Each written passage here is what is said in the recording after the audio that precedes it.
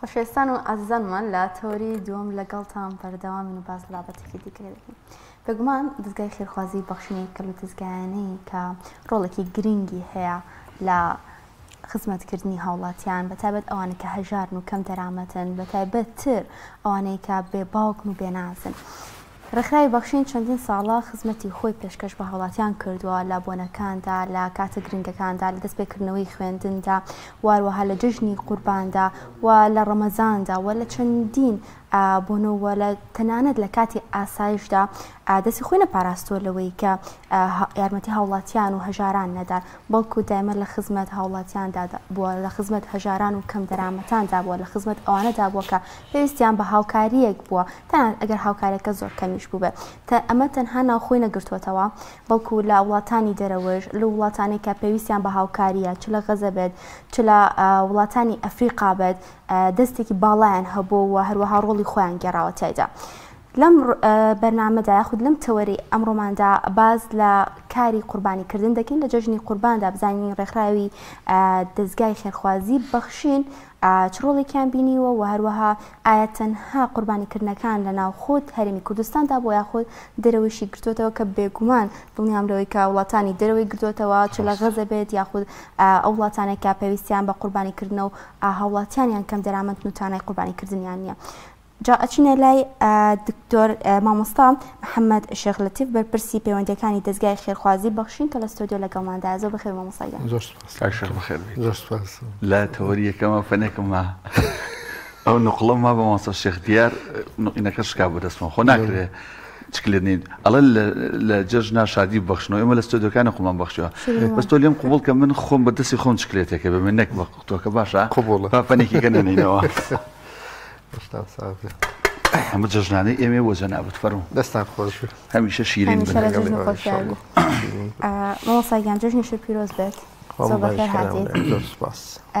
با باسێک لە کار و چالاکیەکانی دەستگای خێرخوازی بەخشین بکەین، بەتایبەت لە جەژنی قورباندا هەر لە یەکەم ڕۆژەوە کار و چالاکیەکانتان چی بوو، چۆن دەستان پێکردووە؟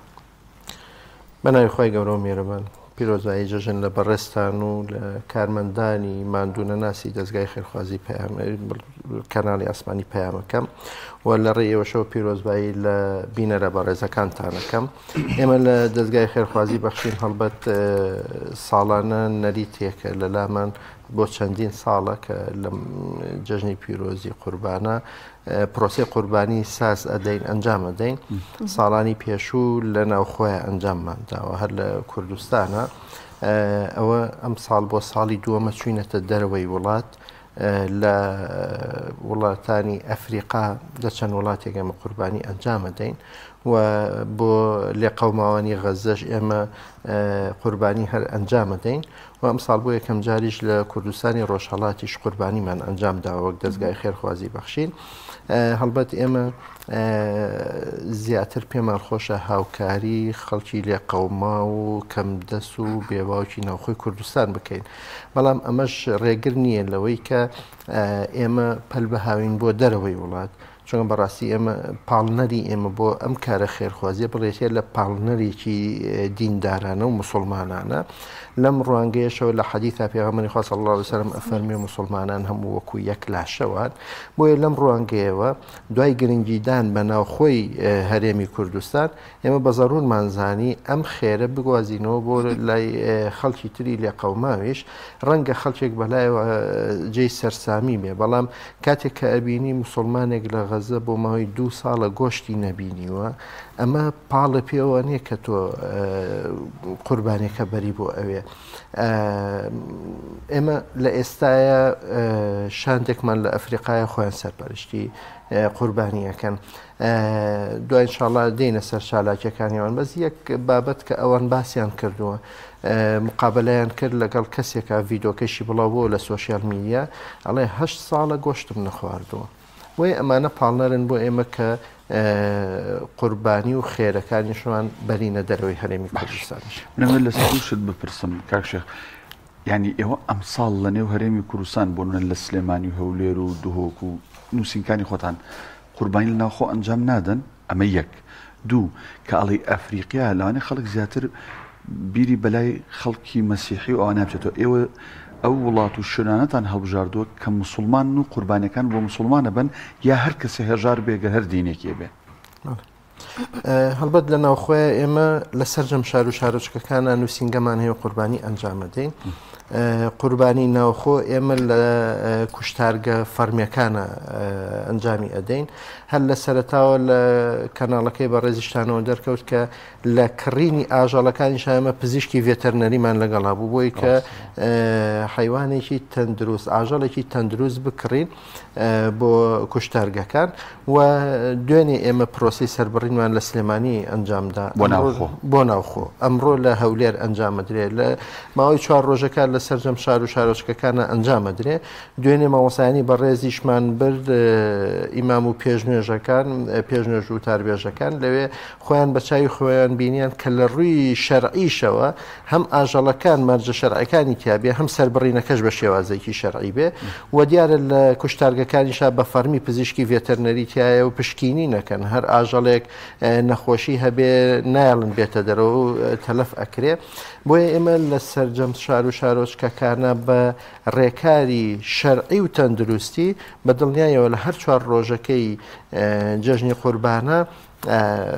قوربانی ئەنجامەدەین بە دڵنیاییەوە. زۆر باش. بەسەوار سەر دوم لە ئەفریقا ئیدن بە هەموو هەژارەیە بەس بە موسڵمان لە ئەفریقا تەڵەن هەندێک بابەت هەیە تایبەتە بە موسڵمان ئێمە بچین بەدە موسڵمانەوە. بەڵام دوجار كاتك پیامبر خدا صلی الله علیه و سلم فرمی المؤمن كالغيث أينما وقع نفع و مسلمان وەکو بارانی بە ڕەحمەت وایە لە هەر شوێنێکە بکەوێ سوودەگەێنێ بۆ دەور و پشتە. یعنی ئەمە ڕێگر لەوە نییە کە تۆ ئینسانێک هەر بیر و بۆچوونێکی هەبێ تۆ هاوکاری بکەیت. پاشان قوربانی وەک زەکات نییە، زەکات تەنها لە 8 سنفەکات و ئەتوانی بیزێ، بەڵام قوربانی بۆ غەیرە موسڵمانی ژواریدا حتا زەکاتیش کە کەسێک کە مؤلفەت القلوب جائزە بیدەیتێ. بەڵام ئێمە زەکاتەکە زیاتر تەرکیزە خەینە سەر موسڵمانەکە. بەڵام لە قوربانیە ئێمە زیاتر لەو ناوچانە قوربانیەکەین کە موسڵمان نشینن، بەڵام لە ئەفریقا. بەڵام خۆ لە کوردستانی خۆشمانە کە زۆرینە موسڵمانە ڕەنگە دراوسەکەی من بە ڕێزێکی مەسیحی بێ. ئەمەش ناکاتەوەی کە گۆشتەکە هاتە ماڵەکەی من بەشی ئەو نەدرێ. ئێمە لە شوێنە موسڵمان نشینەکانە قوربانیەکەین، بەڵام ئەگەر کەسێکی مەسیحیشی تیابێ بە دڵنیەوە هاوکاریەوی شەکرێ. باشە مامۆستاوەکو ئێستا زانین بە تایبەت ئەم جژنی قوربانە باز لەوە دەکرێت کە ڕۆژی قوربانیکردن لەسەر ئاستی تاک و هاوڵاتیان کەمی کردو و لەبەرەوەی موچە نەدراوە لانی دارایی باش نەبووە. لەسەر ئاستی ڕێکخراوی بەخشین ئەمە کەمی کردووە یاخود دەستی خێرخوازان بۆ قوربانیکردن و هێنانی پارەکان یاخود ئەو قوربانی کە ئایانەوە لەلایەن ئێوە بیکەن کەمی کردووە؟ بەنسبەت ناوخۆی هەرێمی کوردستانەوە ئێمە قوربانیەکانمان لە ساڵی پار زیاترە لە ڕووی داتاوە بۆ ناوخۆی هەرێمی کوردستان. پار لەگەڵ ئەم ساڵە ئەم ساڵ زیاتری کردووە. بۆ دەریشەوە ئەگەر بە کۆی پرۆسی قوربانی لێشی بینەوە ئێمە بە ئەوی لە ڕێی دەستگای خێرخوازی بەخشینەوە ئەکرێ ئەم ساڵ ئەتوانین بڵێن 6 قات بۆتەوە لە چاوپارە. یعنی داتاکە پارچەنێ بۆ ئەم ساڵ 6 قاتە. خەڵکی ئێمە خەڵکێکی خێرخوازە، دڵاوایە. خێرخوازیش پێویستی بە گیرفانێکی پڕ نییە، پێویستی بە دڵێکی پڕ هەیە. بەڕێزێک مانگێک لەمەوە پێشوازانم تەلەفۆنێکی کرد بۆ ئێمە وتی ئەماوێ خێرێ بکەم لەڕێ ئەم ئەپە بانقاکانەوە FIB و فاسپەی و ئەو بابەتانەوە ئێتمان لە خزمەتین. ناو نیشانمان پێدا و وتی بەس من یەک شتان پێڵێم، من خێرەکەم زۆر نییە. ئێتوان خێر بە زۆر و کەم نییە، مهمەوەی خێرە و بەشداریەکەی. وتی بەخوا من خۆم نەخۆشم، دایکم نەخۆشە، برایەکم نەخۆشە، کاسبمان نییە. بە 1000 ئەملاولا 20,000 دینارم کۆ کردێتەوە بۆ ئێوەیە نێرم، چونکە ڕەنگەلەیەکێک لە من زیاتر پێویستی پێی هەبێ. وەیە خەڵکی ئێمە دەساوا و دڵاوایە.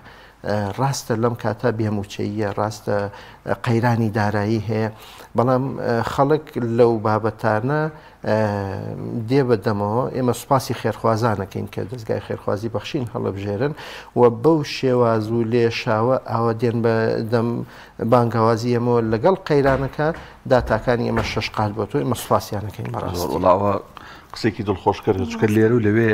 لە هەندێک دەستگای میدیایی و هەندێک پیجی ئەلامیوانەوە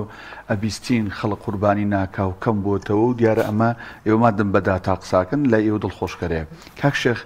ئەمساڵ بۆ ڕۆژهەڵاتی کوردستانیشتان هەڵبژاردە و حەزەکەم لەسەرەوە شتێکمان بۆ باس بێتی ئێمە هەڵبەت ڕۆژهەڵاتی کوردستان لەگەڵ خۆمانە تێکەڵی هەیە و خزمەتی هەیە و چەندین ساڵی تەوان ئێمە لە هەندێک مناسبە و بۆنەی تریشا هاوکاریمان کردوون بەڵام ئەم ساڵ ئێمە لە پێش ڕەمەزانە کە چوین لەگەڵ هەندێک مامۆسای بەڕێزە قسە و باسمان کرد پێشنێژ و تار خوێنەکانی مزگەوتەکان بە تایبەتی ئێمە چوینە شاری سنە لە قسە و باس و گفتوگۆکانمانە سیرمان کرد ئەوێش پێداویستێکی زۆری تایە کە ئێمە ئاوڕی لێبینەوە وەک هەنگاوی یەکەم ئەمساڵ لە قوربانە بە پێویستمانزانی کە ئەوانیش هەم برا هەم هاوزمان هەم هاودین و کە سوکاری خۆمانن ئاوڕێکیش لەوان بینەوە ئەمساڵ و ئینشاڵە لە ساڵانی داهاتووە زیاتری شەکەن کە ڕۆژ بە ڕۆژ بەهۆی ئەو بارە دارایی لە ئێرانە هەیە ژیان خۆیانوتنی زیندگی قورستر و سەختتر بوو بەڕاستی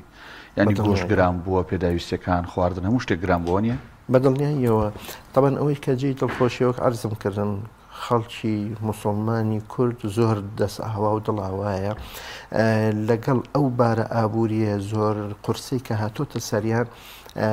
ڕەنگە خەڵکێک زۆر تەسەور نەکا کە چەند خێر ئەکەن ئەو خەڵکەی ئەوێ لە شارێکی وەکو سنا ڕەنگە بڵێم بە هەزارەها دۆلار یان ناردۆ بۆ ئێمە کە ئێمە بیگەێنین بە لێ قەوماوانی غەزا کە ئەمە جێی دڵخۆشیە لەگەڵ ئەوەی کە خۆشیان پێداویستیان هەیە بەڵام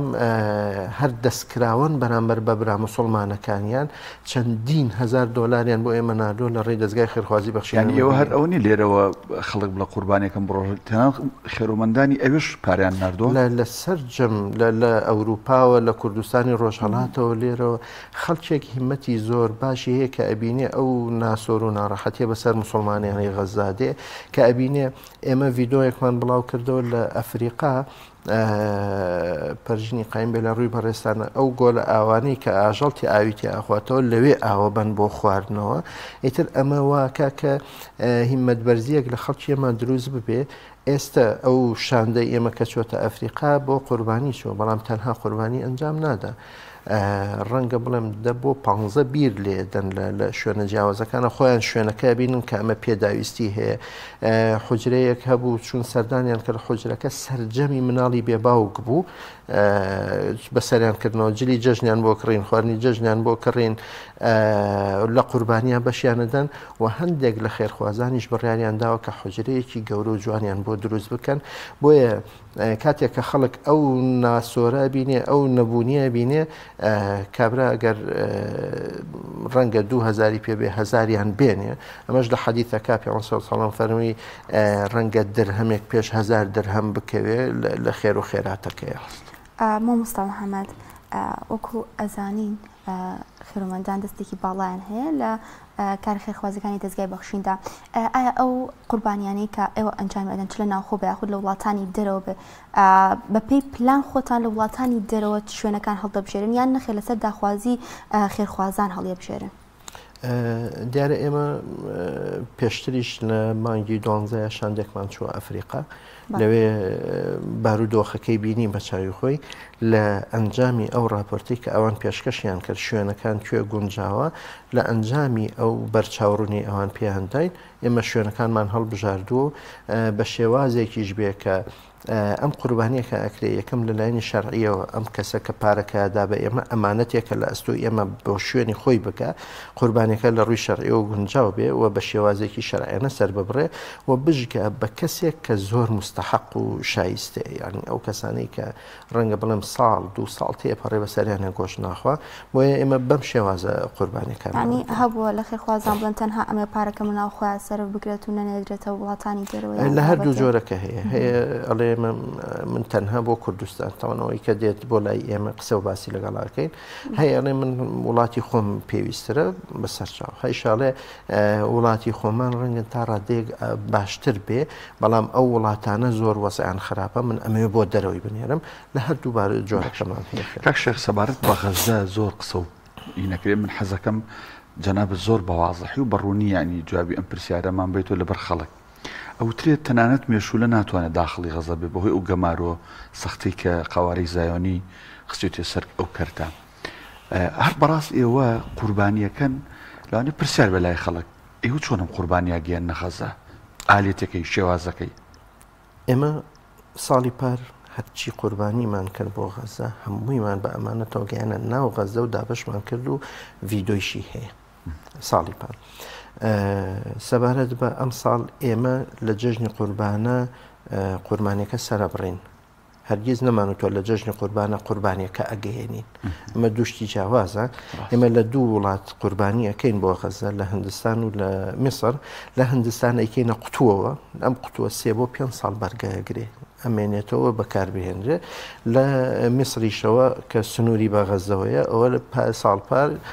لە بەڕادا نردمان ئاژەڵەکان بۆیە ئێمە ئێستا قوربانیەکەکەین و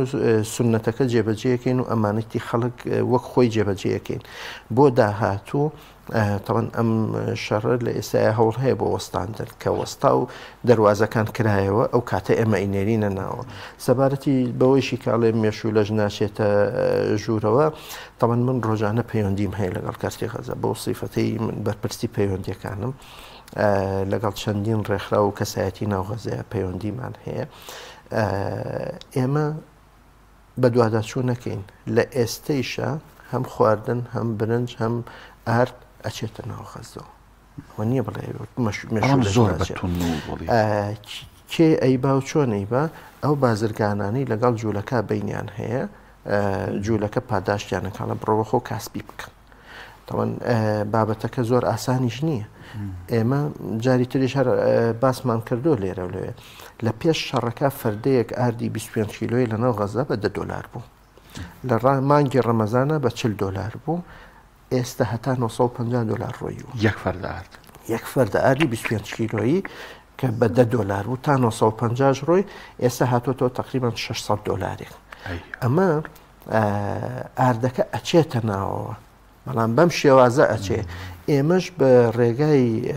قانونی ڕێگای یاسایی پارە حواڵەکەن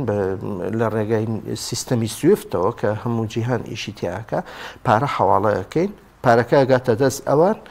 ئەوانیش بەو شێوازە کەلوپەلەکانە کڕن لەگەڵ گرانیەکەیشە بەڵامی تر خۆ ناچاری تۆ ڕزگارکردنی کەسێک لە پارەکە گرنگتر ڕاست مامۆستا لەم 4 ڕۆژەی جەژندا ڕۆژەکانتان بەردەوامی دەبێت و ئایا زیاتر چناوچەیەکی هەرمی کوردستانی گرتوێتەوە ئەو پرۆژانێکە لەم جەژنەدا بەردەوامی هەیە ئێمە لە جەژن و لە ڕۆژی پێش جەژنیشە لە سەرجەم شار و شارۆچکەکانە لە شاری چەمسەماڵ لە هەڵەبجەی تازە لە هەڵەبجەی شەهید لە زۆرێک لە شار و شارۆچکەکان لە شاری هەولێر پرۆژی جیاوازمان هەبووە بەدەر لە قوربانی دابشکردنی سەبەتی خۆراکمان هەبووە کڕینی جلوبەرگمان هەبووە هاوکاری داراییمان هەبووە بۆ خەڵکی لێ قەوما و بۆ خەڵکی بێباوک پرۆژەکانمان هەر بەردەوامی ئەبێ بەڵام لە ئێستای زیاتر چونکە مەوسیمەکە مەوسیمی قوربانیە تەرکیزەکە زیاتر لەسەر قوربانیجینا لایەنەکانی تریش پژگوێ ناخین ئێمە هەموو سەری مانگە موچەی مانگانەی بێباوکانە دەین پێش جەژنەش موچەی مانگی 5مان دابش کرد پرۆژەکانمان هەر بەردەوامی ئەبێ بەڵامی تر لەم 4 ڕۆژەیە زیاتر جەختەکەینەوە سەر قوربان کاک شەخ خولک کاتمان ماوە ئەگەر باسێک بە ورتی باسمان نەکرد لەسەر بابەتی ئەو شاندەی 3 کەسی کە لە ئەفریقیان چیەکەن چالاکیەکانیان چێ بە تاکەی ئەمێنەوە و ئایا خەڵک ئێستا توانێت پارە بنێرە بۆ ئۆفیسەکانی بەخشین لێرە و ئەوان لێ قوربانی پێ بکەن یا تازە ئەوی پێش جەژنەی نردوێ ناکرێت حەزەکەم لەسەر ڕۆژ قسێکمان بەڵێ طبعا شاندەکەی ئێمە کە چوە بۆ چەندین پرۆژە چوو تەنها بۆ قوربانی نەچوو ڕاستە قوربانی هۆکارە سەرەکیەکەی بەس پرۆژەی تری شارەکەوەک عرضم کردن حجرەیەک بۆ ئەو مناڵە بێ باوکانە هەڵکەندنی بیر دابشکردنی سەبەتەی خۆراکی لەم بابەتانە هەویمان هەیە سەبارەت بە پرۆژەی قوربانی لە ئەفریقا ئێمە هی بۆ غەزە لەم ڕۆیان ڕایەگرین چونکە تەنها ڕۆژی یەکەم و دووەم قوربانی سرە بڕێ بۆ غەزە هی غەزە ڕاگرین و وەرناگرین بەڵام بۆ ئەفریقا هەتا ڕۆژی سێمیش ئێمە هەروەری ئەگرین ئەگەر خێرخوازیە بێوێ لەوێ قوربانی بکە بەدڵنیایەوە قوربانیەکەی بۆ جێبەجێەکەین لە ئەفریقایە ئەم شاندە ئێمە چوە دیارەبایی ئەوەندە پارەی بردووە لەگەڵ خۆیان کە بزانین خێرخوازان دێن بەدەمەوە بەدڵنیاییشەوە هاتوون بەدەمەوە زۆر بە باشیش هاتوون بەدەمەوە بۆیە قوربانیەکانیان بۆ ئەکەین لە هەر نووسنگەیەکی ئێمە ئەگەر کەسێک بێوێ بچێ سەردانی نووسنگەکە بکە ئێمە قوربانەکەی بۆ ئەەکەین و پرۆژەکانیشمان بەردەوامە ئێمە پێش جەژن لە نەیجیریا مزگەوتێکمانی افتتاح کرد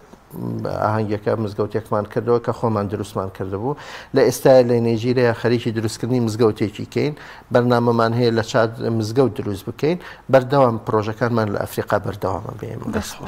زۆر سپاس بۆ محەممەد شێخ لەتیف بەرپرسی پەیوەندەکانی دەستگای خێرخوازی بەخشین کەمتۆرە لەگەڵمانەوە من لە نیاخان شتێکی زۆر گرنگ کە شێخش باسی کرد خێرکردن بەکەم نەزانین ئەگەر هەزار ناربێ ئەو ئەو ئەپانە ئەمان بەکارێنن ئەو بانق ئەلکترۆنیانە ئەگەر هەزار کەس ئیچی 1000 دینار بنێرێ زیاتر نا ئەکاتە 1 میلیۆن دینار دوو قوربانی پێەکرێ بۆ نمونە ئەکتوانرە ئیشێکی گەوری پێ بکرێت بۆیە ینی هەرچەنە لە دەستمان دێت خێر و خێرات و بەخشین بەکەم نەزانین